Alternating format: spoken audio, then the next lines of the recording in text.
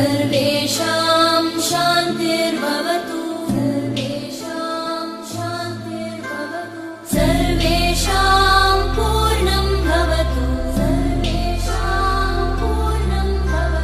सर्वेषां मङ्गलं भवतु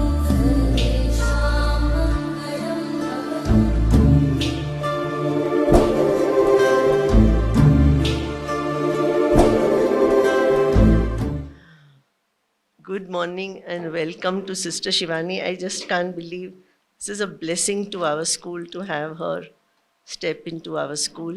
We are really blessed by God. Good morning, Sister. Good morning, esteemed guests, and good morning to my dear Vidyaniketan family. I don't think Sister Shivani needs any introduction. She's well known all over the world. And we will start, hand over the mic to her. Most welcome.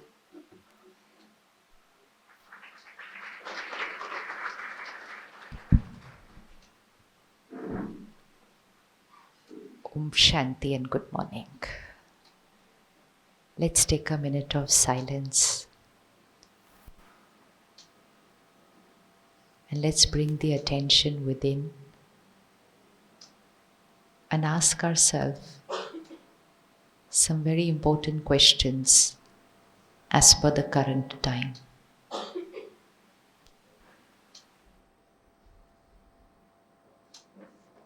The first question is for myself.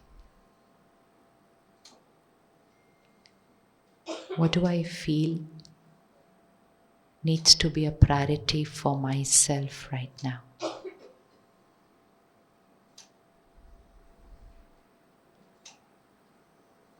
Second,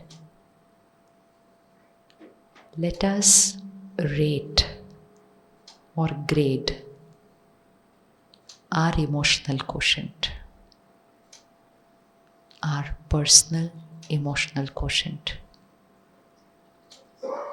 On a scale of 1 to 10, everyone has to do this exercise. On a scale of 1 to 10, let's grade our emotional quotient. Just close your eyes and visualize a few scenes which I share. 1 is low, 10 is perfect. Criteria: whenever situations are not my way, students are not my way, colleagues are not my way,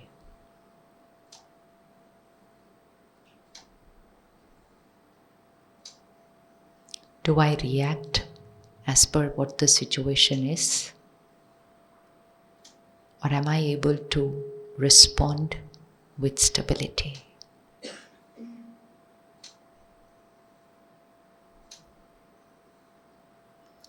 If I react, what is the magnitude of my reaction? Is it just a little disturbance? Or do I get irritated, frustrated, angry? I have to rate myself based on that. And if I get disturbed, what is the duration of which it stays on my mind? Is it a few minutes? Is it a few hours? Or does it stay there for almost the entire day?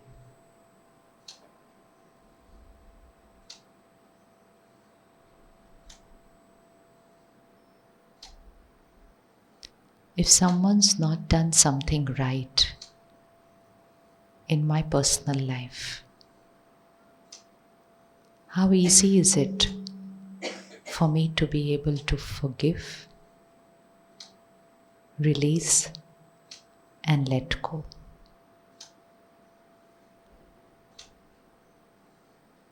Or do I hold it on for very long? Rank your EQ based on that, 1 to 10.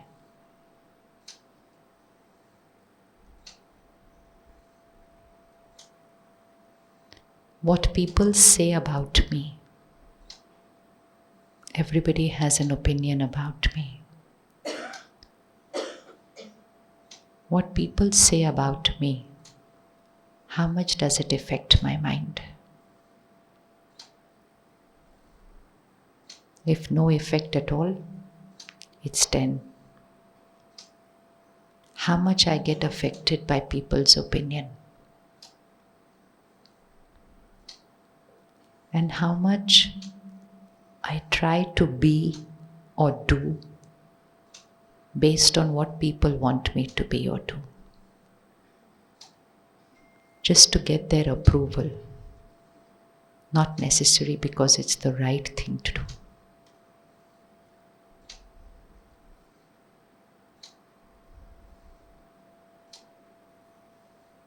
Very detached, as if you're looking at someone else.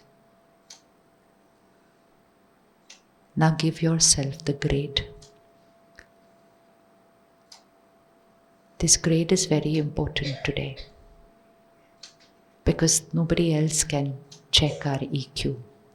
Nobody else can test our emotional health. There are scans, there are tests for physical health, but emotional health, I have to check for myself. Now I request everyone to close their eyes because you should not see the other person's result. It's confidential. Everyone close your eyes. No one is looking at you. Absolutely no one. Now raise your hands. No. 10. 9. You have to raise your hand on the grade which you have given to yourself. And then put your hand down. 10. 9. 8, 7, 6, 5, 4, 3, 2, 1. Now, in a very generalized manner, grade the students of today. Very generalized, obviously, that's not going to be specific. In a very generalized manner, what do you think is the emotional quotient of the children today? 10, 9, 8, 7, 6, 5, 4, 3, 2, 1. Okay, ji. Now you can open your eyes. And no one has seen you, huh? Now when we said, what is our EQ? There was everybody with different grades. Most important is, do you think we can create an EQ of 10?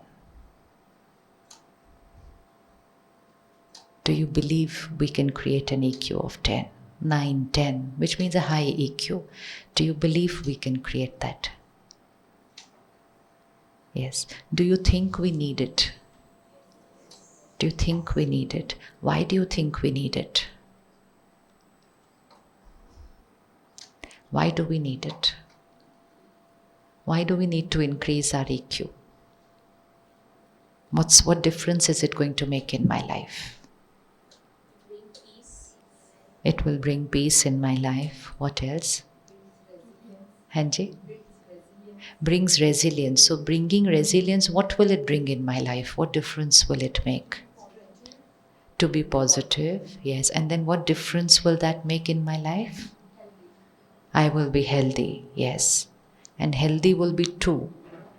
One is physical health, but today also very important is, if I have an high EQ, then there is almost no chance of going towards a mental health issue.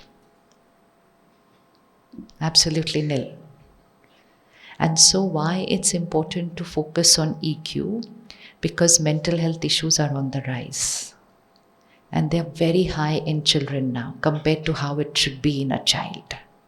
So on an average, the statistics of Bharat is 1 in 5, not children, overall 1 in 5, is carrying a depression symptom. And this 1 in 5 is those which is recorded. Figure is going to be higher because feeling low and being depressed is very similar actually. So people are not aware that this is not just a feeling low, but this is actually a depression symptom. People are not aware. And so you continue to live in that feeling low, or you continue to allow any of your family members or colleagues or children in that feeling low because we say, ye to normal hai to feel low. Because we're going through times where everybody is not in the happiest state. So we feel ठीक है, कोई बात हुई होगी, they are feeling low, ठीक हो जाएंगे. And in that much time, the person's depression just goes on increasing. And one of the very basic symptoms of depression is a person has suicidal thoughts. And nobody has diagnosed that he has depression or she has depression, and they themselves cannot make out for themselves. They won't come to know, in most cases, that they're not well. And then they start to have these suicidal thoughts. And then one day they're alone, and then it happens. So whenever we hear that someone has attempted suicide or someone has committed suicide, and children number is very high nowadays, youth number is very high nowadays, it's not because something happened on that day in their life. Nothing so big is happening for which a person goes and commits suicide. There are people during COVID who lost family. They don't go and commit suicide. There's nothing bigger than losing a family member. There are people who lost more than one family member. They don't go and commit suicide. They don't. They could be grieving, they will fight with their grief, they will work on it. They can live in grief also for very long, but they don't go and commit suicide.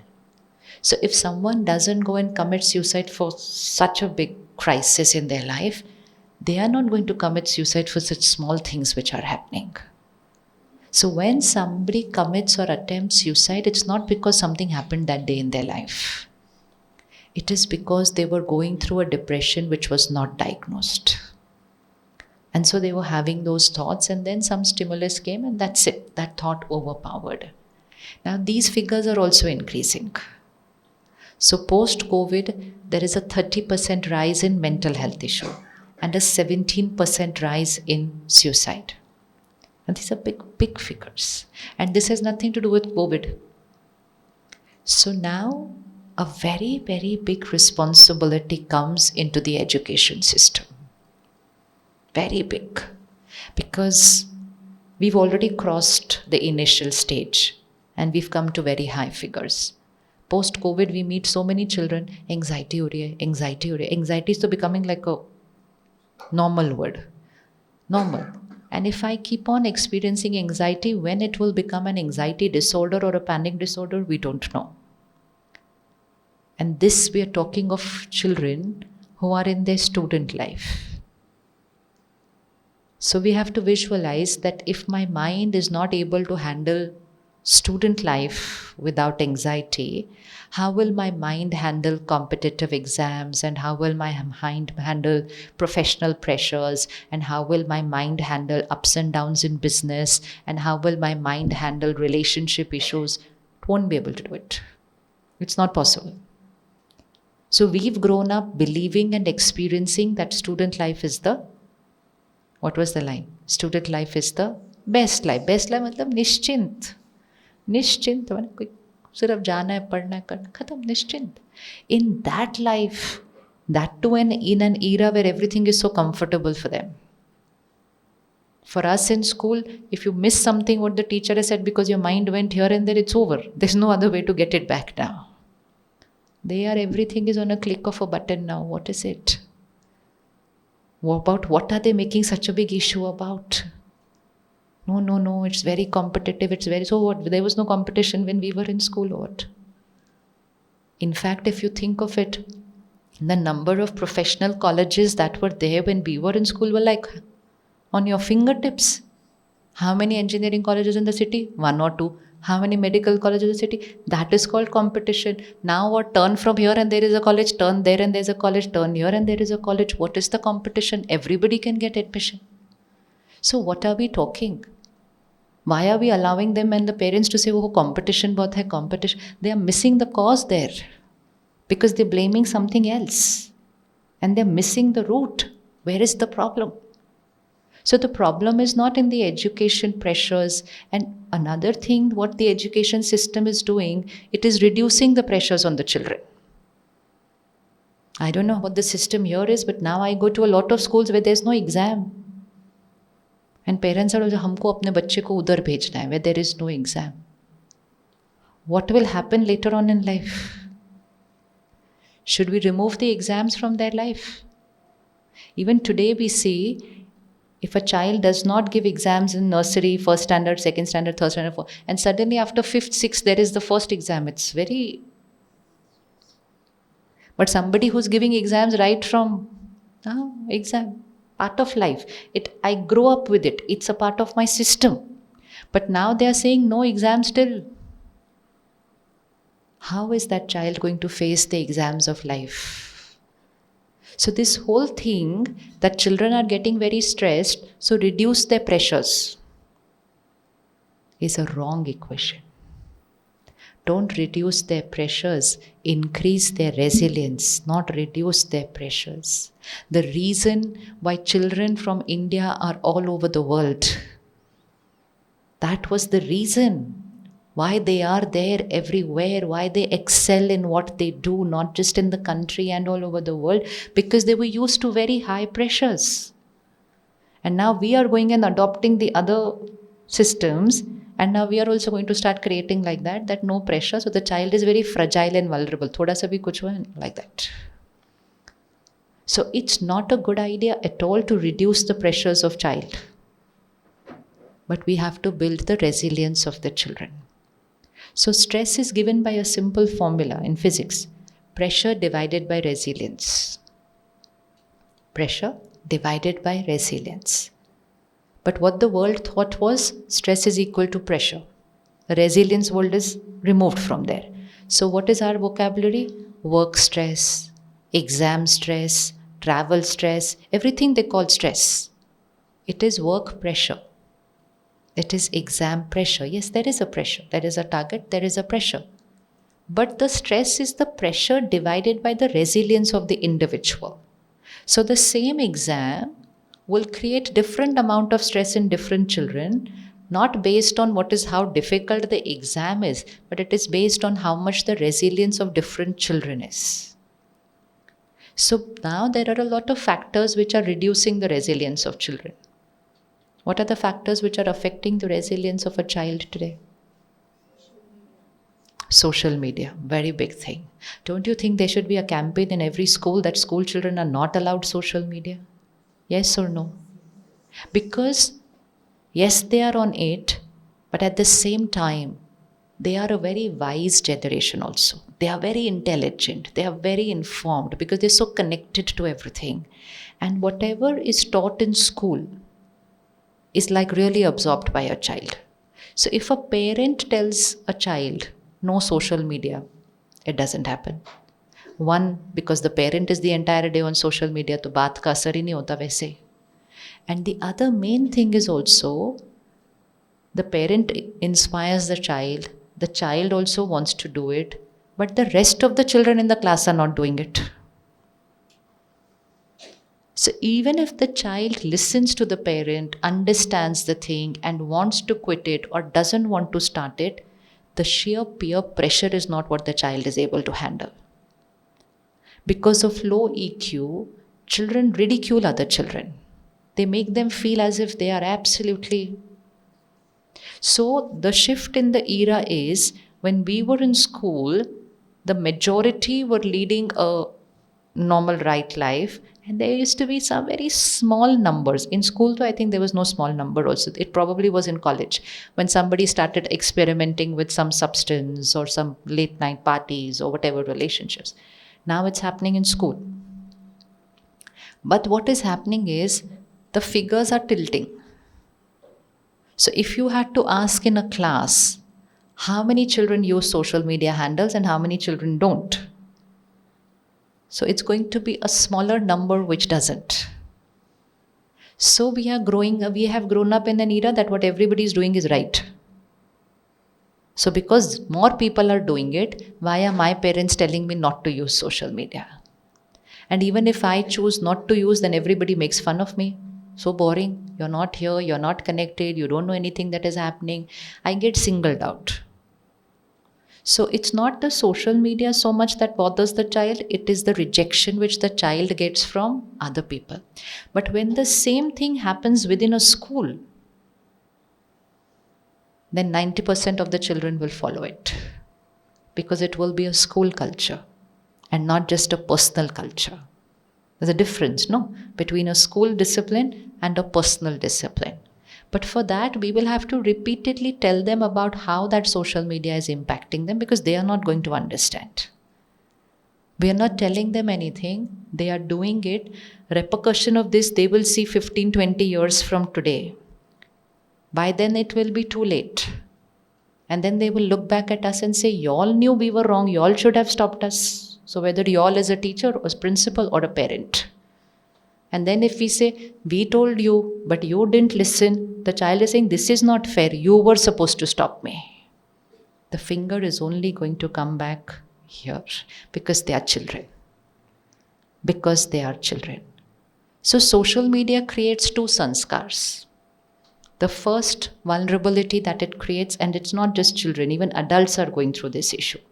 So the first vulnerability that it creates is tremendous amount of comparison. Too much comparison. We start comparing our life with other people now. Earlier also we had the sanskar of comparison, but that comparison was in my little circle of friends and neighbors and siblings.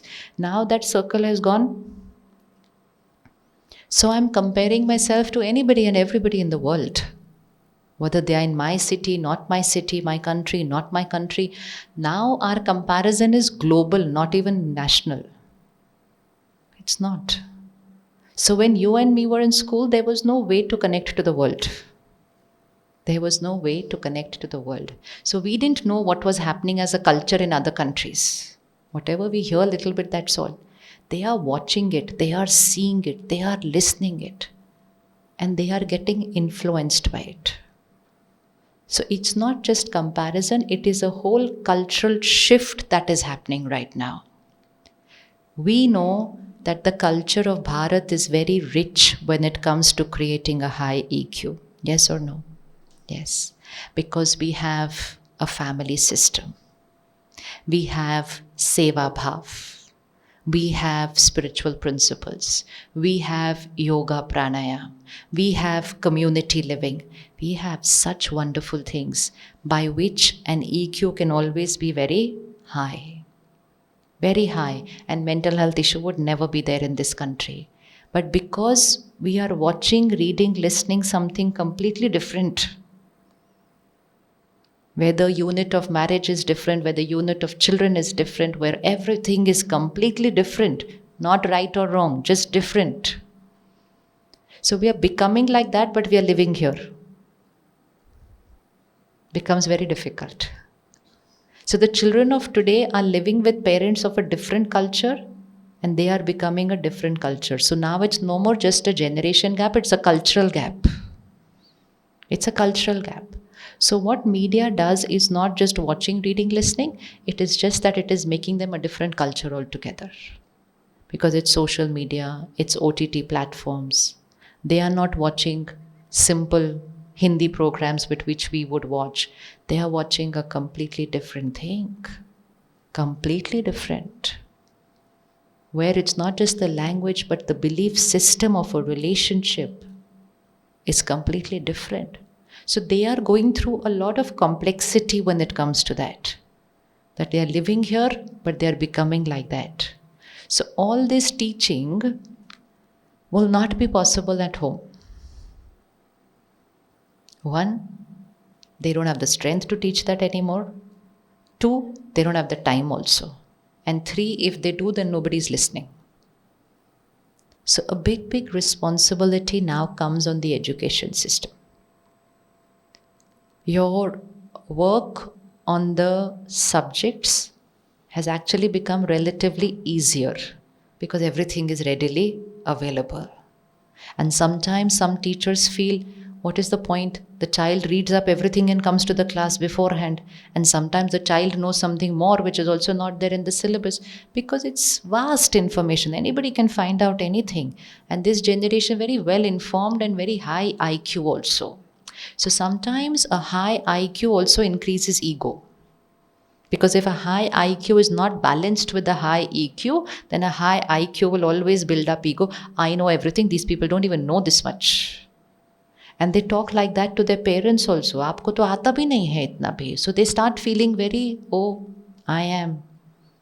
So that makes the EQ even lower. So then what is the role of a teacher? What is the role of a school?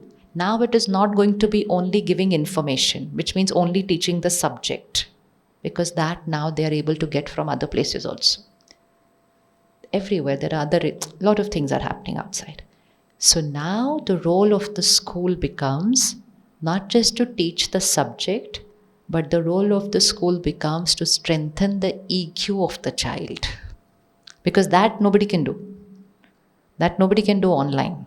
And parents are not being able to do too much because they are not working on their own EQ in the first place. Yeah, two parents working. You see, there's a lot of cultural shift that has happened in these 25 years. So most of us must have grown up with one parent working half a day, or one parent not working, and things just happened smoothly. So one was not so stressed, the other one was hardly stressed. But what happens when two parents come home within not a joint family system, and both have come like hyper, not stressed but hyper, always short of time, always fatigued, always tired. And after coming home also we have phone and emails and laptops and internet and everything. So what energy is radiating to the children?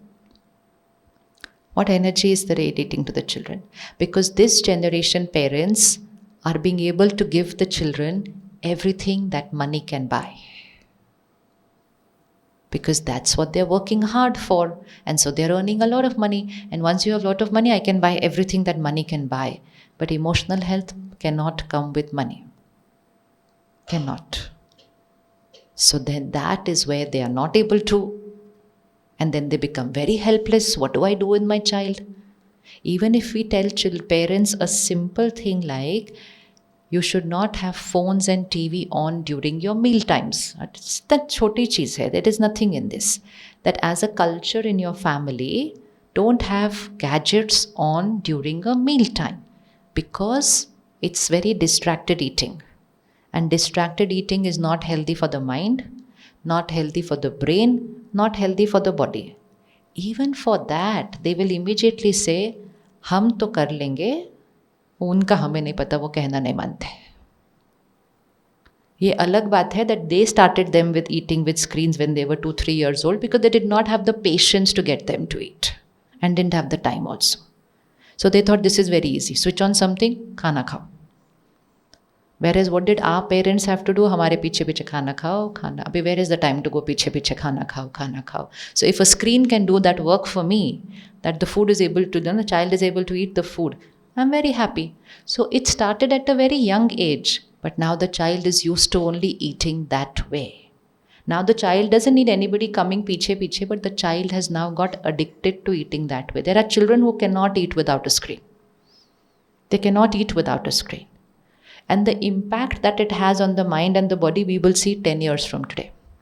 So this whole anxiety, anxiousness, low EQ, big factor is not practicing mindful eating. Eating is like a ritual, which is energizing your mind and body both. So one, their food is not cooked in a very peaceful manner. Most of the families, the parents are not cooking the food. That itself is a very big vacuum. Second, they are eating out a lot, which is a very hurried, stressed cooking system. They are sitting at home and ordering food from outside. This all needs to be talked about in school. We are a generation who took dabbas from home to outside. They are a generation who sits at home and orders dabbas from outside. And their parents are very happy. Khana kha liya? You order and eat. Because they are only seeing, okay, my child has eaten. But eaten what? Eaten how it was cooked. Eaten food that was cooked for money, for business. And cooked by who, we don't know. What sanskars is that person carrying who was cooking for your child? What was the state of mind of that person who cooked for you? And whenever you're ordering from outside or eating out, there's always a hurried energy in a place like that. Go to a restaurant, see how food is cooked. They are just throwing food like this. And how does a mother cook at home? How does a mother cook at home? So much love.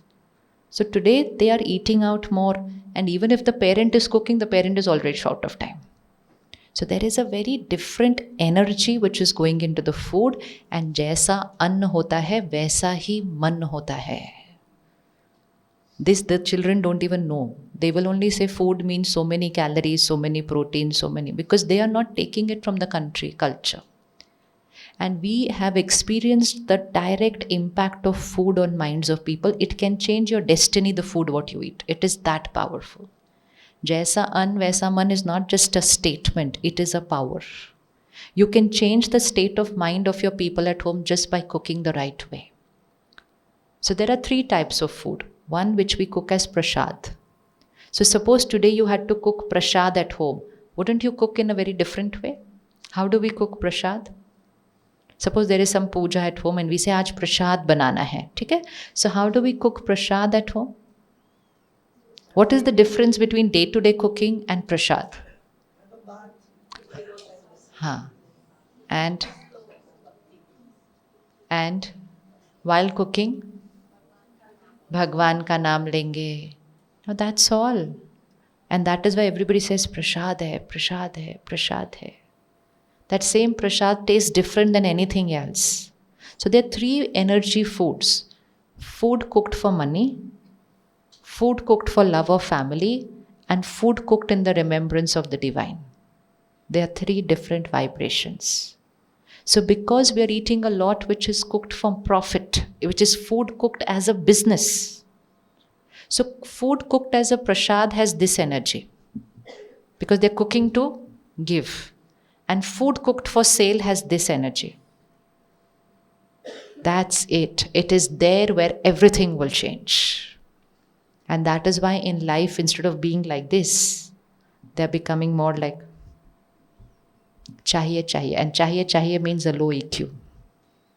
Chahiye chahiye is a low EQ. But all this, who will teach them that not to eat outside food so much? It will not happen from home. It will happen from school. It will happen from school. Because otherwise, in the coming times, your job is only going to get tougher. It's going to get tougher because managing the minds will become difficult. That era will be over. Ke baitho bola to baitho, khade ho to khado. That era is over. So children are becoming more hyper, which means the minds are disturbed. So we need to start that culture from school. And the biggest priority that is needed in every school now is to focus on the vibration of the school.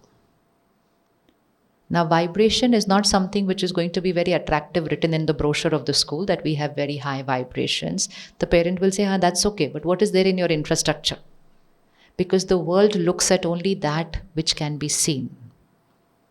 The world is not focusing on that which can only be experienced, not be seen. EQ cannot get created with infrastructure. EQ will get created by vibrations. Whether they create that vibrations at home or then we create that vibrations at school for them. Because EQ is energy. And energy can only be created by energy. It cannot be created by giving the best of things. So anyways, their parents are giving them the best of facilities. And school is also giving them the best of facilities. But the school needs to focus on the vibration of the school. The energy. Like when we enter into a place of worship, it's a temple, a gurdwara, an ashram, a retreat center. Do you feel a change of energy when you enter into the place?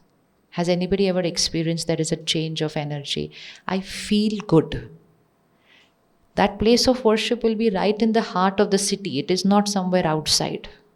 It is right there, surrounded by everything that's happening. It's in the heart of the city. You're outside, it's stress, anger, aggression. You just open the gate and you go in, and it's a different energy. So, can our schools not be the same way? Can our schools be the same way? Is it possible? Is it possible? That you enter and that's it. Shift in energy. So there comes a child with a lot of stressed energy from home and then enters the gate and the energy shifts. And the energy shifts on its own. Whether the child comes to know, doesn't come to know, energy has shifted. Because the child has just entered into a place which is at a higher vibrational frequency. And when they're going home, it's at a lower vibrational frequency. So now the time has changed from parents teaching sanskars to children and raising their EQ. Now it will be the opposite. You teach them in school. You raise their vibration. They will go home and raise the vibration of the house. It's going to be the other way around. Like simple. You teach them no plastic. They go home and say, Mummy, no plastic. Papa, the mummy says, wait, no, little bit only. No. Madam said, no plastic, to means no plastic. Ho gaya na kam. Imagine trying to teach all the adults no plastic. It would have taken ages. Just teach the children and work is done. In Delhi, we see it's cracker ban during Diwali because of the pollution. You just can't stop the people from bursting crackers. But the easiest way is explain it to the children. And we have literally seen families where the child refuses to burst it, but still the parents are doing it. But the child says, I will not touch this. No means no. Because they are very high IQ. They just need to get it right. They are not a generation who is saying, papa mummy ने बोला है तो करना ही है. No. First they will ask you, क्यों करना है, क्यों नहीं करना है. Now that is also over. So earlier we would tell the child, पूजा करो तो हाँ पूजा करो, ऐसा करो तो हाँ. Now no, क्यों करना है, क्यों, everything is a क्यों. So we taught them questions. So they started questioning a little too much. Now they question everything. They don't want to do anything without an answer. But then use that. Use that to give them an answer. That how they need to be. Imagine teaching a child that no plastic. Now same way teach a child no anger. Possible? Possible? Yes. Do we need anger to get work done? Do we need to get angry when something is not my way? No. Can it be done another way? Can situations be handled another way? Yes. So the first simple step is, let's make our schools a no anger zone. Kare? Kare? Nahin kare? Everybody's getting all the children's faces. Imagine disciplining that child without using anger. How will it ever get done? He'll never listen. Even with anger, they are not listening. So what are they going to do without anger? It's a transition shift. It's not that it's immediately very easy. And no anger doesn't mean no discipline. It just means I don't lose control over myself before disciplining somebody else. Because to discipline someone, I have to first be disciplined. So only when I exercise self-control, self-discipline, then I'm able to influence. Anger doesn't influence, anger controls. And that control is very artificial. Now you turn and they will go back to what they were because it's just a control out of fear. We don't want to create control out of fear now because that model is not going to work. They are on their own, they're connected to everything. You can't stop them from things. At home earlier, when we were growing up, there was only a landline. If the phone rings, the parent would check, kiska phone hai? Ye kaun ka phone? Kiska phone hai? Now what can you take with children? Even their phones have a password. Their laptops have a password. Finished. Can't check anything in their life. You will have no idea what they're doing in their life. So the era of controlling, creating fear and getting them to get disciplined, over. Now, the only way you can discipline them is influence them to change, not control them to change.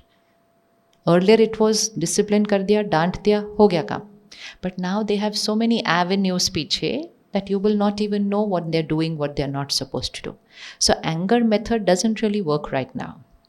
And most important is, if a child grows up for 10 years or 12 years in an environment which is a no anger zone, the child grows up that way. Grows up that way. It's a sanskar of that child now. That people will not be my way, things will not be my way, but this is the way to be with them. Now you send the child out into the world, whether the child is a corporate leader, the child is a doctor, most important, the child is a parent. The child will not have anger as their way of getting things done. You've changed a complete society. A complete society.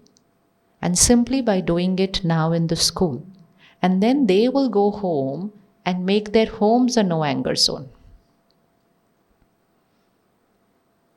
I know a lot of children, they tell their parents, gussa nahi, thoda dheere bolo. Dheere bolo. And they will say it in a very simple, very stability. Bolo thoda dheere bolo, itna zor se nahi bolna hai. Because it is their sanskar. It is their sanskar. They don't carry that aggression. Some children don't have a sanskar of anger, aggression. So it's not comfortable for them. So they tell their parents, Aap dheere bolo, I'll listen to what you're saying. Because parents are hyper, so they shout easily. Fatigued mind, no, it'll just react and get work done. So this has to be taught from school. So can we make our schools a no anger zone? क्या सोचते हो?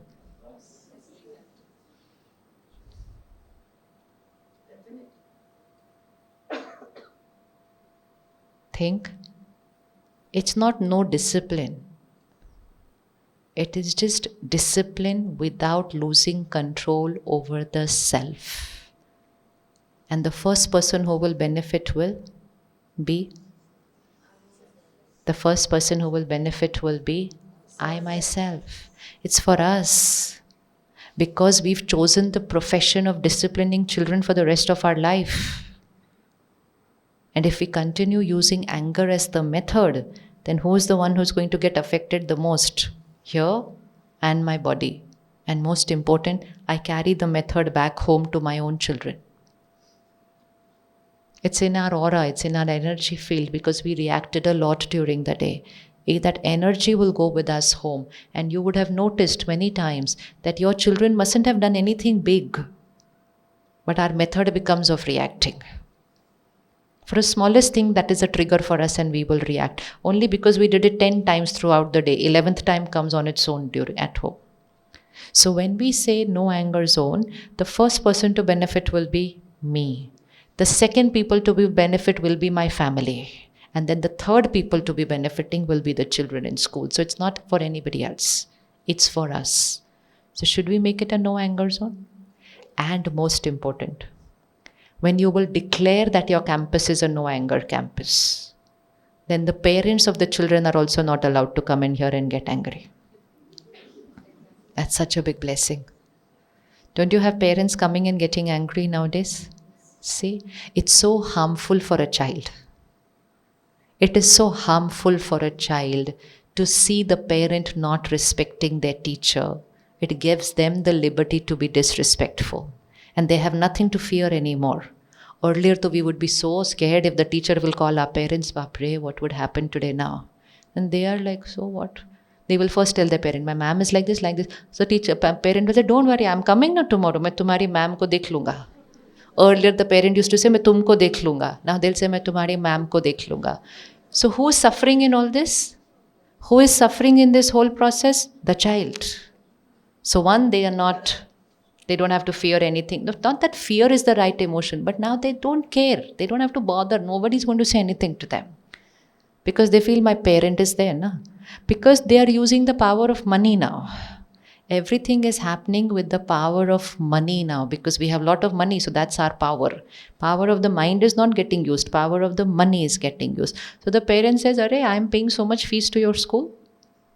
तो क्या ऐसे थोड़ी कि मेरे बच्चे को डांट दिया आपने, चलो तो आपको डांट पड़ेगी आज फिर. And that actually even is a barrier for a teacher because it doesn't allow her or him to be themselves also. It's like in hospitals nowadays we see that many doctors are just carrying this subconscious fear that what if the patient suddenly creates a video, ye hua, or suddenly. So it's a constant subconscious fear that they carry. And that sometimes is an hesitation in what you are going to do. Same thing is happening for a teacher. Abhi kuch bol diya, to tomorrow the parent will come shouting. So that's not a sanskar which needs to be entertained or endorsed. We need to not allow this to happen too much. If we allow someone to exploit us, they will only exploit more. So we have to say no means no means no. You cannot talk to anybody in our school this way, full stop. They will say, I will take my child away from here. That's completely your choice. That's it. That's all that it takes. And if we don't say that, anybody will come and shout and scream and go away. And we are allowing that to happen. And once I see that that method works, then that me and all the parents ka method that will become. I was on a flight a few days back, and you know how people can behave with the air hostess. No, again, service industry. We think we can shout and say anything to them karke. So there was this lady, she shouted at the air hostess. And instead of panicking and suddenly doing everything that the lady is asking her to do, which normally happens, that air hostess just looked at her and very, very respectfully, she just said, Madam, jab aap अच्छे से बात करेंगे ना, तब मैं आती हूँ वापस. And but not disrespectfully. That was the beauty. The beauty was the way it was done. And when she said that, that lady reacted even more because she was expecting that this lady will fall in my feet now because I shouted at her in front of everybody on the flight. And then that air hostess just said, Madam, मैं जा रही हूँ. जब आपका ठीक से बात करने का मन होगा, ये बजा देना, मैं आ जाऊँगी. And she walked away. That's it. Self-respect, not disrespect. Self-respect. And not allowing people to exploit people just because they think they paid money to her. It doesn't work that way. That era is over. It will not work. We will have to stop them. If we don't stop them, they will just keep misusing their own power, and the ones who will suffer will not be the teacher. The ones who will suffer will be the child. And when the child suffers, the parent suffers the most. So what we're doing is only for their good, not for anybody else. So when we make our campus a no anger zone, parents are also not allowed to get angry. आपको जो बोलना है, आप respectfully, प्यार से बात करो. That respect for the educator needs to be back in the parent's mind. It's not a service that I'm buying with money. It's not. One is we have to be respectful even when we're buying a service. Respect needs to be our way. But a teacher is not a service industry. It's not, and let's not allow them to believe that it is, that it can be bought with money. We don't need to fear losing people. We don't need to fear losing people. Stand by the right values, the right principles, the right sanskars, the right maryadas. By any chance, if one leaves, 10 will come. Because you would have set a standard. You would have set a method. You would have given a message that this place is not all about money. This place is all about education and sanskars, not money. Not money. You cannot buy everything over here with money. So we need to go back to being a little old-fashioned. We only need to go back to being a little old-fashioned, to how we used to be in school, how we used to be at home, how our parents used to be with us, how our teachers used to be with us. We're not going in history. We're just going to what we have grown up seeing, because we are the last generation who saw it. I remember I was in an international school a few months back. And I was walking with the principal, very sweet lady, but I didn't see the children wishing her. And I had gone to a school after like many years. And my programming of school was turn here, wish this teacher, turn here, wish this teacher. Matlab from one walking to here, 10 times we will wish the teacher. And if I meet the same teacher 10 times in the day, then I will wish 10 times in the day. That was a method I've grown up with. So for me, that is how it works. So we just keep wishing, even if it's mechanical, never mind. But it's a greeting. It is an acknowledgement. It is a respect. And I suddenly saw in that school, people are walking, moving, children are walking. I'm like, nobody's in. I'm walking with the head of the school. And I said, and I just asked her, I said, nobody stopped to wish you? So she said, it's okay. I said, no, matlab, I'm just used to something else. Maybe I'm talking very long back. So I said, now they don't stop and wish or what when you all are crossing. So she tells me, respect cannot be demanded. If they feel like respecting, they will respect. If they don't feel like respecting, they don't need to respect. So I kept quiet. I said, Acha, theek hai. I tried to understand that line properly, what she had said. But I remember the exact words even now. After some time, I asked her, tomorrow if this girl doesn't feel like respecting her mother-in-law, because you're not teaching her. You're telling her if you feel like respecting, you respect. If you don't feel like respecting, you don't respect. So I said, tomorrow she doesn't like something about her mother-in-law, she will stop wishing her. She will stop doing anything. I said, what will happen to the family structure of our country? No answer. We have to go back to being old-fashioned, which they will call old-fashioned, but it's actually the high EQ. That's where the high EQ comes. Adjust, tolerate. If that other person is not the best person, so I am also not the best person, but we both respect each other. That is what it's going to be. But if I don't learn it in school, I will not be able to learn it at the age of 25. So what is crumbling as a system right now is also the institution of marriage in a lot of big cities. We meet a lot of couples for counseling. And why it's very important with the sanskar starting from this age. When a child gets used to having everything their way, because everything is power of money. I don't want to buy this, okay, leave it. I don't want this, okay, leave it. I don't feel like eating this, okay, leave it. Everything like that. Suddenly at the age of 25 and 30, they come and say, I don't want to live with this person anymore. And what is the reason you don't want to live? Just we don't want to live with each other. We've decided we don't want to be with each other. Don't be, but what is the reason for it? No, nothing like that. We just don't find the need to be with each other anymore. We are not getting anything in this relationship. So we've decided to move on. For them, it's as simple as they said, मुझे ये नहीं खाना है, अभी मुझे इनके साथ नहीं जीना है. When they said, मुझे ये नहीं खाना है, we had to stop and say, यही खाना है. Then that child of 3 and 5 would have learned, oh, I have to accept what life gives me. But today we are teaching them, you don't have to accept, you choose. You make choices. So in the process of activating that power of choice, we have deactivated their power to adjust, to tolerate, to bend. That is high EQ. Now suddenly at the age of 25, you can't tell somebody to adjust. Power is not there. It's a muscle which was not used for 25 years. If they try to bend also, it pains and it hurts very fast. They are so used to not listening to a no. We get so many emails from children who faced a rejection in a relationship. And you know what they will write at the last line? Now I cannot live without the other person. The other person is not even a family member yet. But because they had never listened to a rejection, they had never seen a failure, they had not heard too many no's, and suddenly somebody comes and says no to them, not able to take it, depressed, feeling low, not wanting to live. Why is it such a big thing? No, it's not a big thing. It's just that for that child, it's a new thing. They're not used to rejection. They were getting everything. So this is what is making them all fragile. So all that we will have to do in the school. So disciplining less is not good for the child. Parents today are telling them, we are your friends. Please never call your children a friend. They misuse that word. Now they'll say, now behave like a friend. Don't try and become like my mother. You're a friend, na? Be a friend.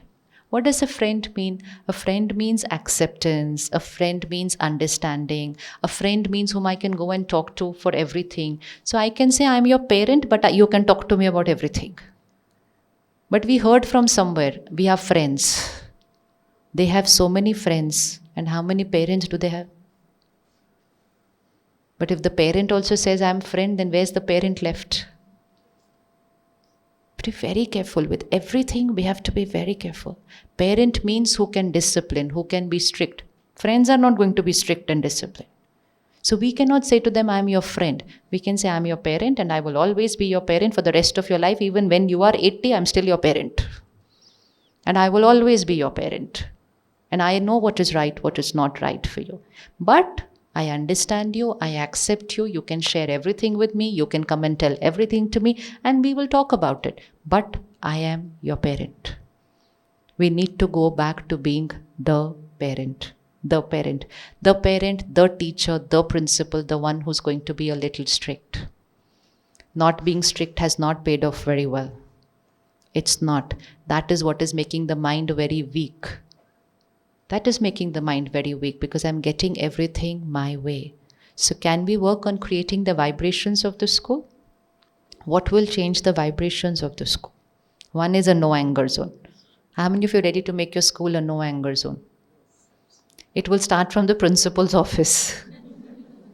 It's a ripple effect, no? It's a ripple effect. It will go from the head office to the teachers, to the children, to even the admin staff, to even the bhaiya who's standing on the gate. Nobody can get angry. It's like just not a culture. We don't talk that way. That's it. And nothing will happen. And the child growing up in that culture will not know why people get angry when everything can be done without anger. And it's so easy for them to create a sanskar at that age. For us, it takes little time to change our sanskar. For them to change a sanskar is very simple. Very simple. And then they will go home and change the culture of the house. So now it's going to go the other way around. It'll be from here and it'll go there. What else would we need to change in a school to raise the vibration? Be positive. Yeah. And how would we be, Hanji? Gratitude.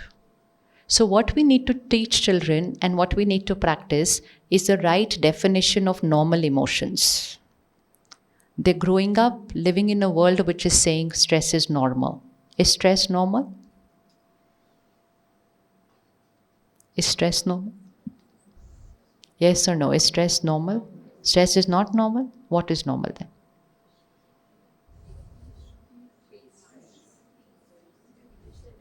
We have to completely give them the right definition of normal. Because then normal is what they will be. So stress is not normal. Stress is a disease. The mind shifts away from ease. It is a dis-ease. So stress is not normal. Calm and stability is normal. Anger is not normal. Compassion is normal. Empathy is normal. Understanding a person is normal. Complaining is not normal. Gratitude is normal. Criticizing is not normal. Appreciating is normal. What else is not normal? Comparison is not normal. Self-respect is normal. Fear is not normal. 2 years the world said COVID hai, fear is normal. And they literally create an energy of fear on the planet. That is what has raised the anxiety issues in the world. Fear is not normal. Faith is normal. Teach a child competition is not normal. Competition is not normal. It's actually the cause of all the stresses in people's lives. Competition is not normal. Performing the best of my capacity and then going on building up my capacity and doing better than what I did last time, not doing better than the other person. Where is the connection between doing better than the other person? What connection is there? But at home also it's taught like that. How was your exam today? Okay. How was everybody else's? How does that make a difference? How does that make a difference? We taught like that right from uske number kitne aaye uske na, but how? I have to see my performance in comparison to the study that I had done. Suppose I put in a lot of effort, I got less, I have to evaluate it. If I did it and I got good result, appreciate even if it is just 70% marks. I put in effort, I got the result. But if I compare with somebody else, then all our life we are comparing ourselves with somebody else. All our life. So comparison and competition is not normal. Everyone will have to be treated as an individual performer. Individual performer. And what else is not normal? Expectations normal or accepting people normal? Acceptance is normal. Ego is normal or humility is normal? Attachment is normal or love is normal? But a lot of things we are doing the other ones and calling them normal. Calling them normal. So what we need to do is share with children directly, indirectly, while talking, with vibration, with our personality, the normal emotions. Because that normal list is the high EQ. And within a school culture, if we introduce one more aspect, and that aspect is prioritize person over performance. We have become a very performance-oriented culture out in the world. So if you look at who's there on the covers of magazine, who's there on the business covers, it is someone who has achieved a lot, which is very good. What if there is a child who comes always first and nothing less than first, but that child is egoistic, doesn't share with other people, gets reactive also, but everybody is awarding, clapping, successful, the best student of the class award. And there's another child who's very humble, very caring, very kind and sharing, but has academically not done well. So what do we label that child? What is that child called by everybody? Failure. Now that's our failure actually. That's our failure. Where we prioritized performance over person. When we go out into the world, it is the person who matters in the performance. Performance is only going to increase ego. Only going to increase ego. And it doesn't mean we don't appreciate performance. We have to appreciate performance, appreciate them to perform even better. But not appreciating people for the sanskar. What if we had to give award to the most kind student of the class and let the class choose that student? What if we had to give an award for the most caring student of the class, the most honest student of the class? Values have to be awarded, values have to be appreciated, values have to be endorsed, values have to be talked about. Then somebody will think about them in the children. But if they see only this is awarded, this is appreciated, best in class, best in sports, best in singing, best in dancing. All our life now we're not playing any sports, not singing, not dancing, not doing anything. But the mind and the values are used always. So our schooling is a personality development. It cannot be only a performance development. Because out of that performance, I will choose some in life, some I will not choose. We choose one subject out of all the subjects we learnt in school.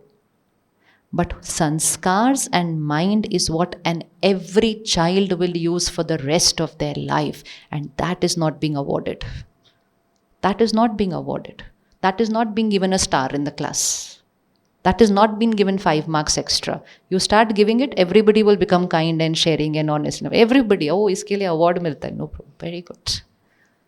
When I was in school, we used to get a badge for being the most, we did not miss any school in the last 1 year. With 103 fever, I have gone to school because I want that badge next year. That's how much it becomes for a child. Okay, one day I'm not going to miss just because I have fever, because I haven't missed any one day in this. Now I have to get that badge. That's it. In school, that is only the big things. Now, what is it in school? So how much we're ready to do to get that acknowledgement, that appreciation, that award. So why can that system not be used for sanskar development?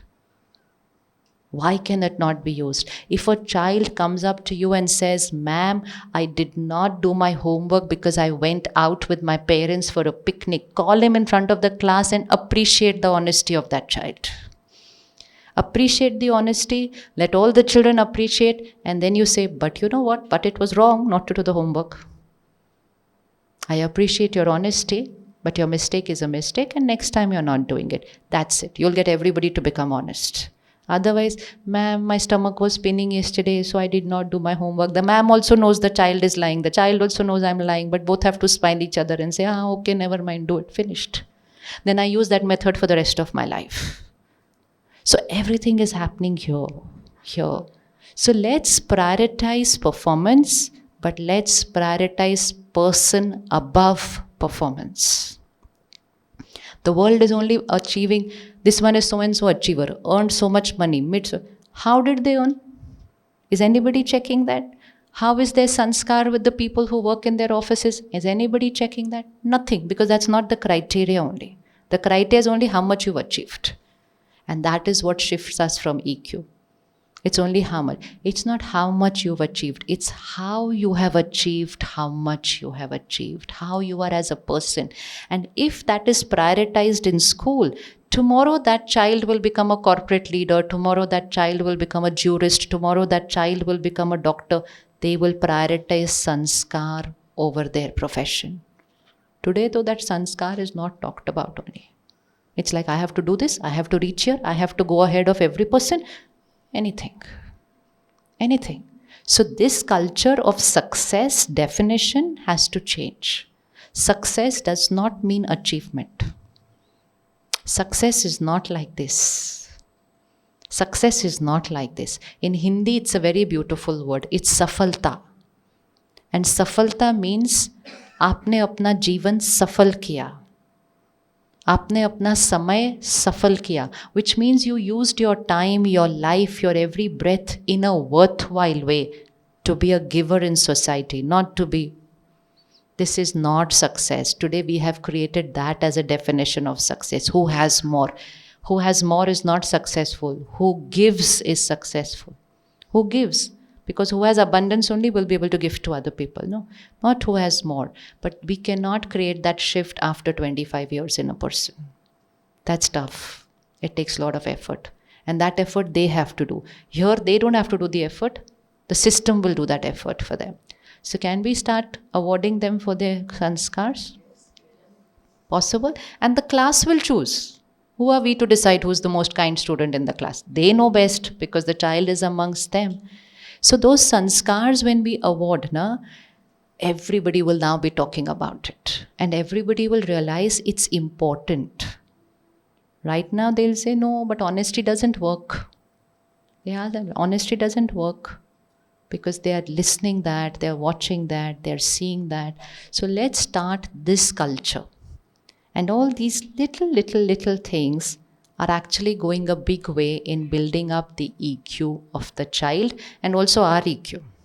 So we will all go up to 10 on 10. We will go up to 10 on 10 because when we are inculcating that sanskar in them, the first person who will experience that sanskar will be me. Anything else we need to remove from the school to create a high vibration? What are the energy depleters we need to check? What are the energy depleters? Everyone needs to check for themselves. Another big energy depleter is when we talk about other people. It's one of the biggest energy depleters. Because we're talking about something which is not right in another person. We have to teach a child. That's not the way. Even if the other person is not right in something, we radiate blessings to them. We radiate pure wishes to them and they change. So spirituality teaches us all this. If a parent studies it, they are able to teach their children. If the parent doesn't study it, then the teacher should talk about it. In a very indirect way, just while teaching your science, your maths, you will give these 2 lines in between. It's not a separate subject. It's first your personality and second you will just integrate it while talking and they will grow up with that thing. But for that we need to make it a part of our life. So the first thing that we need to do is dedicate some time for ourselves every day. For ourselves every day, where we learn meditation, we practice meditation, 10-15 minutes every day. We study spiritual principles. And those spiritual principles change our way of thinking. They teach us how to be when someone is wrong. I met a little boy, 7 years old. He said there was a friend who was bullying. फिर मार खाया, बहुत दिन मार खाया. And one day his mother told him, now enough. आज तू मार खा के नहीं आएगा. तू आज उसको मार देना. The mother got tired. Every time my child is getting beaten and coming. So the mother says, आज मार नहीं खा के आने हैं. आज तो ऊपर से उसको थोड़ा सा मार देना. And that child says, मैं मारूंगा नहीं उसको. Innate sanskar of the soul, not taught by anybody. Said, मैं मारूंगा नहीं उसको. मैं अपने शब्दों से उसको बदलूंगा. And the child started working on that other child, that why do you do this? And this is his innate wisdom that soul has carried from the past. And he started talking to the child. Do you think like this? Do you feel something he kept doing with that child? 7-year-old children in a class, like that. And after 1 or 2 weeks, that child stopped bullying. And did not stop bullying only that boy. He just stopped bullying. And then the mother of that child called up this mother and says, I cannot thank you enough. Your child has changed my son. That's how much power children have. That's how much power the children have. So when we, even if the child doesn't know this, but if we study, but what did the mother say to the child? To रोज रोज मार खा के आता है? Because that is what they believe is right. कि कितने दिन मार खाएंगे? But if the mother had learned this principle, then she would be teaching the child. Okay, you're not supposed to hit back. You're not supposed to get hit also. You have to protect yourself also. But you can send good vibrations. You can send blessings. And within a few days, your blessings and good vibrations will change that child. If the parent had taught that, every child will know how to do it. But if we don't know that method, so what does the parent teach? Usne ek mara, tu bhi ek mar, kaam kar do. We meet parents who say, मेरा बच्चा कैसे जिएगा इस दुनिया में? I said क्यों है? इतना प्यारा एंजल है. कहते वही तो प्रॉब्लम है, जिएगा कैसे एंजल इस दुनिया के अंदर? So now it's the other way around. Parents are getting scared if their children are very soft and very peaceful, and they say, no, this child cannot survive in this world. We don't want children who survive in this world. We want children who will change this world. What's the big idea of surviving and fitting into this world?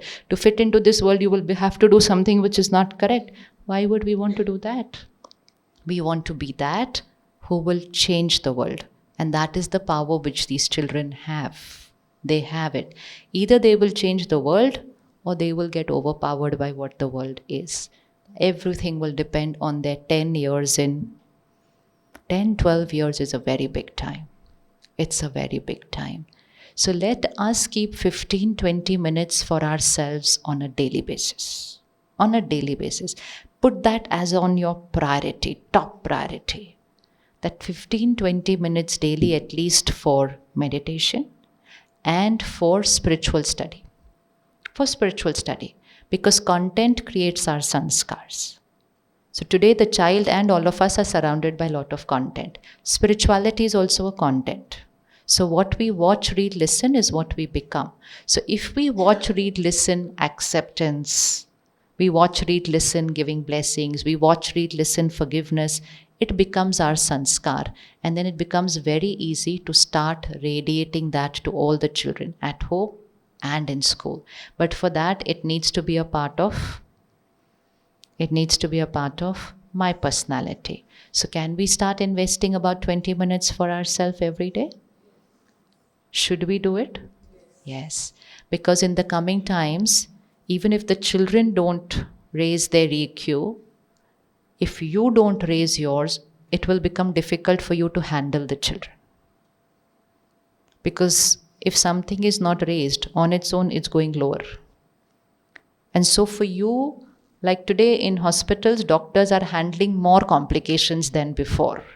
So similarly, you will have to handle children minds which are going to be a little more complicated than before. And I'm sure you're already seeing the difference. Are you seeing a difference in the last 20 years? Yes. And the next changes will be faster because the world is changing at a very fast rate.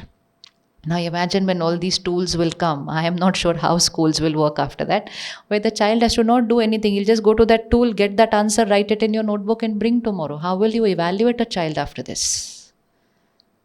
It's a different era altogether that's coming up in the next 2 years. Yesterday only I met a parent. The child submitted something into the university outside and got a perfect score. So the parent said, "Kaise bhai? Kaise likha ye itna acha?" कहता chat GPT से nothing. कहता लिख लिया फिर थोड़ा सा modify कर दिया. वो तो दैट थोड़ा modification is my contribution. That's all. So now it's not only about the answer, it is the human brain will not be used enough. And anything that is not going to be used is going to start losing its power.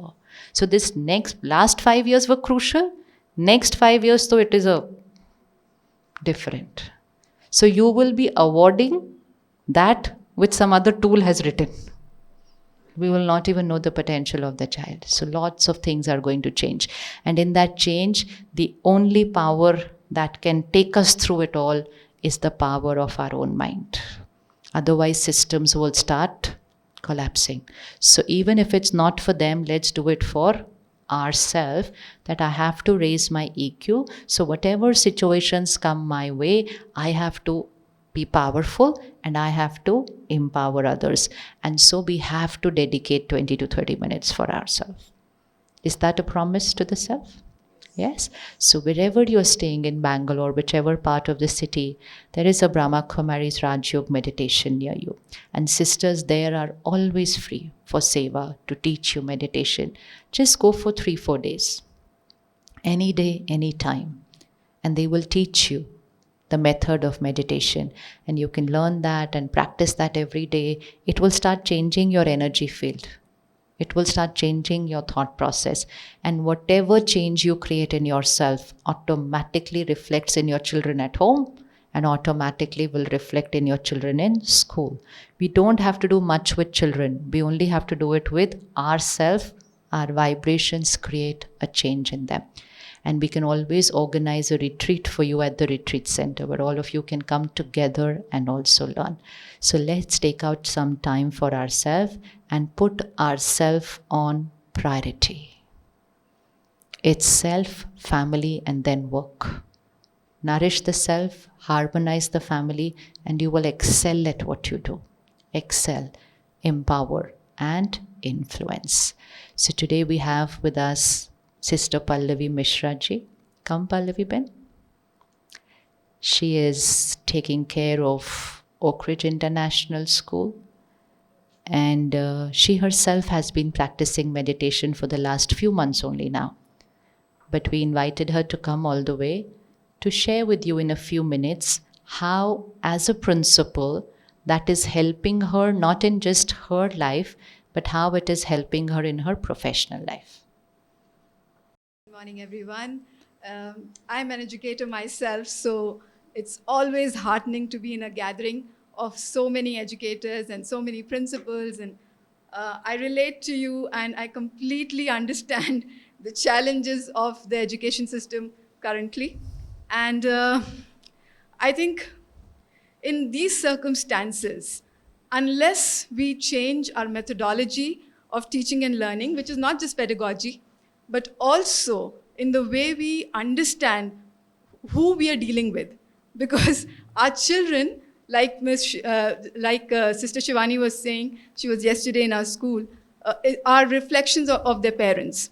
And not just of their parents, but also of the social environment that we create in the school, at home.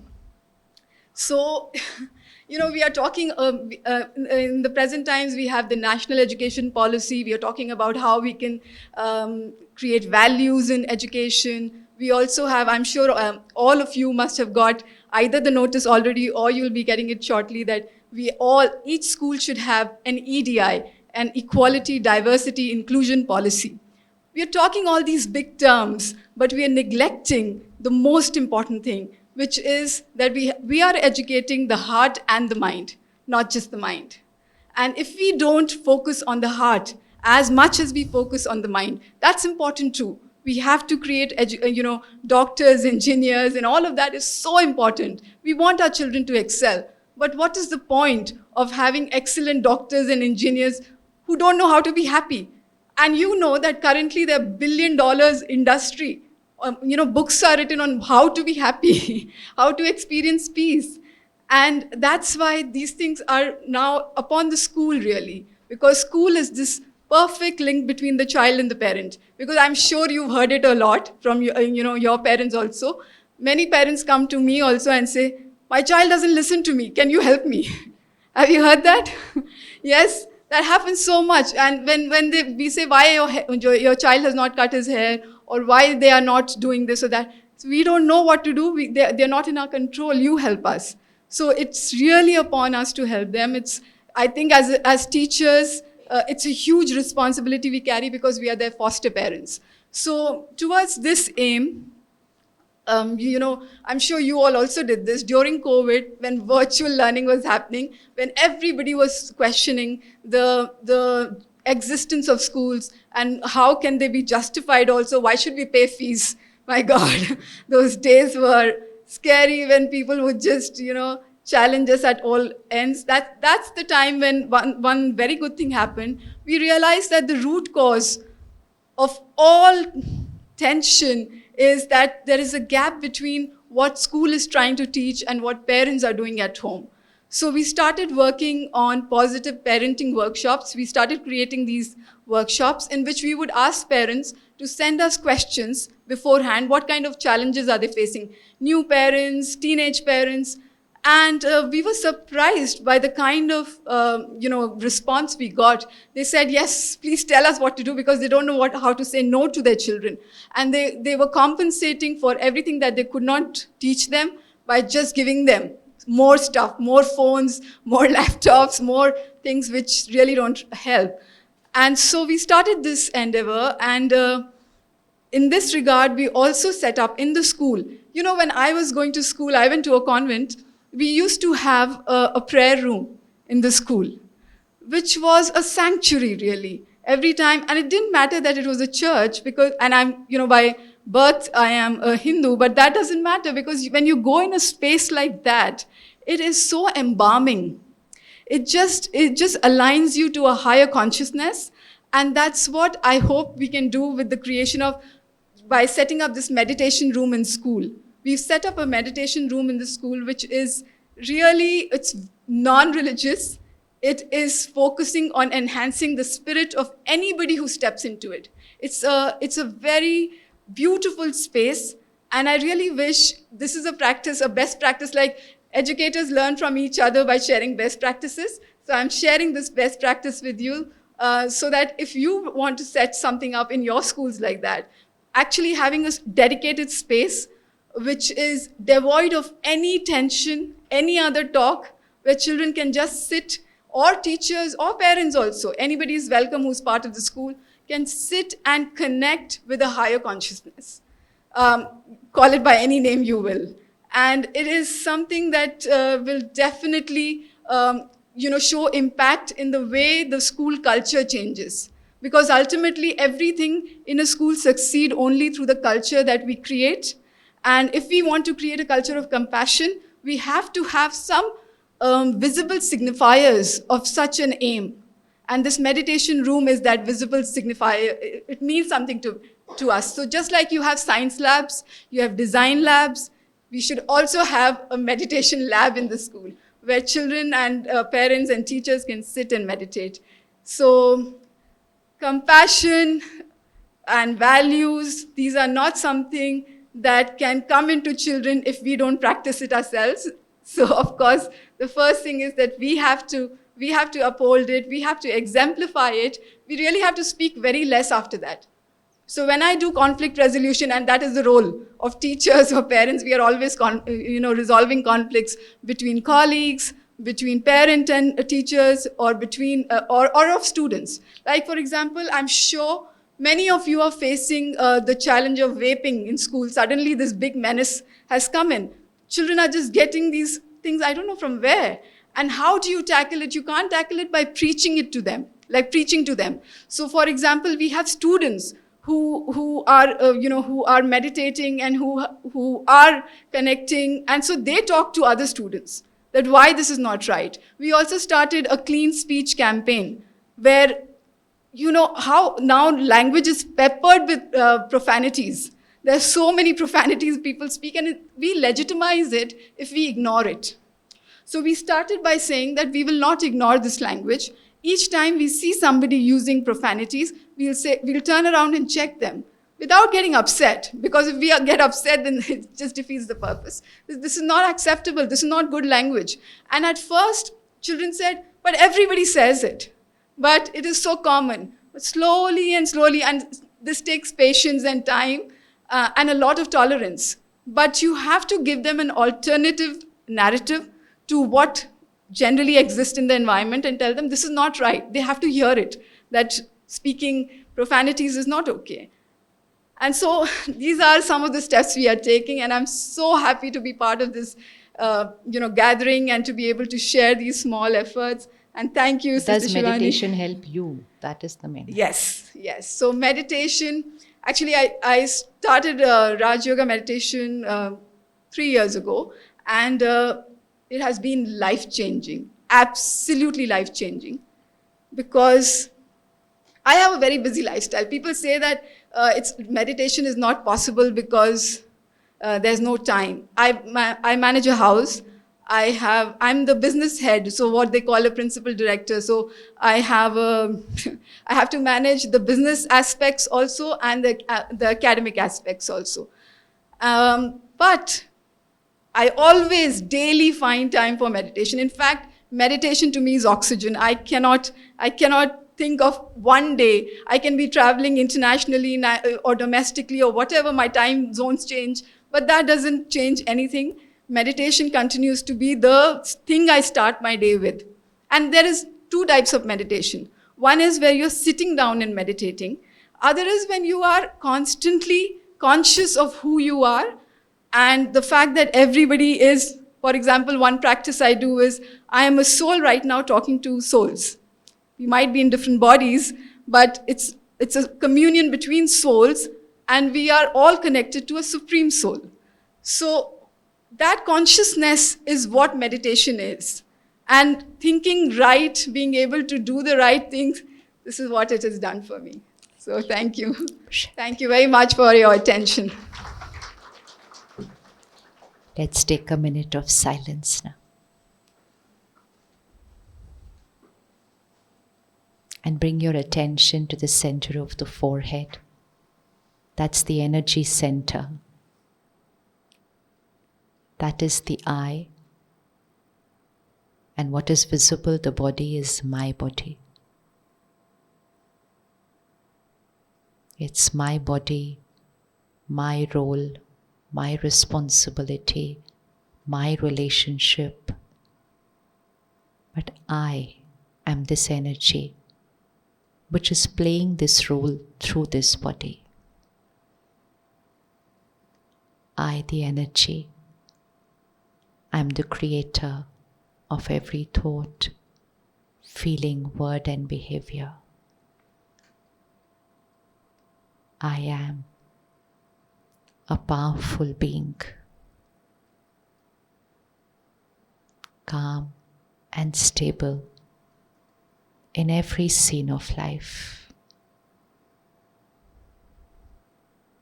Situation is what situation is.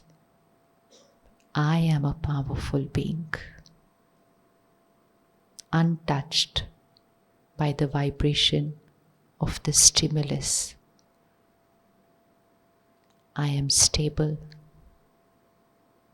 I create peace.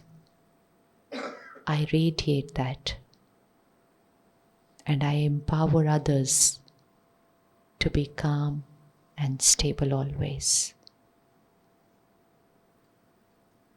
My communication is first through my vibrations.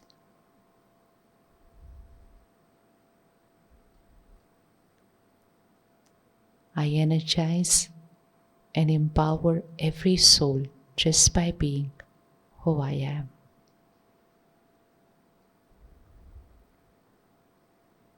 From today, I prioritize at least 20 minutes for myself daily. Energize myself and then radiate that to all throughout the day. Fill myself and give to all. This is my priority. My goal now is to raise my EQ to 10. And I'm certain as my EQ shifts, it will shift the emotional health of everyone around me. I only need to work on myself. The rest will automatically start happening because it is a vibration, an energy.